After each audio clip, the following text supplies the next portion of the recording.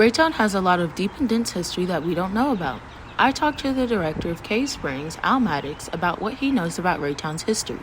He told me about how we got the name Raytown from a person who had a blacksmith shop at the corner of Raytown Road and 63rd Street. His name was William Ray. It was the center it was the intersection where everything come, even back then. And they built the first real good highway, which was Raytown Road, from 63rd Street out to Grandview. And it was a street so everything that they did when they built it, we got to start it at this location. So it said we got to go to Ray's blacksmith shop, and that not because of who he was, because he had a shop right there and everybody knew it.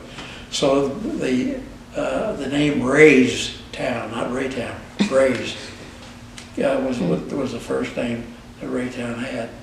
And then the park department realized that wasn't very good, so they changed the name to Raytown and combined it to one word.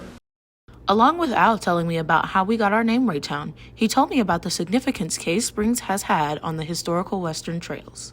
Yeah, most people don't realize what when you say historical site, why it was a historical site.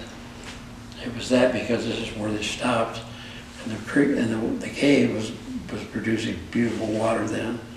So it was a great place they could water, and there was no trees here then.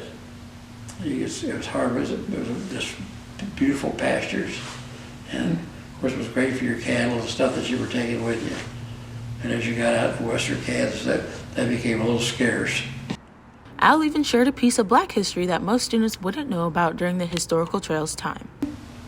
The Buffalo Soldiers were at a camp where one of the forts out in Kansas, and they had a 200-mile part of the trail that they took care of. So if a big wagon train was coming through, the soldiers would come down and be their guides and guards to keep the Indians and people from robbing them. There's so much uncovered history that we students don't know about Raytown. I encourage all students to go out to the Raytown Historical Society Museum or go to places like Cave Springs to find out interesting things about Raytown.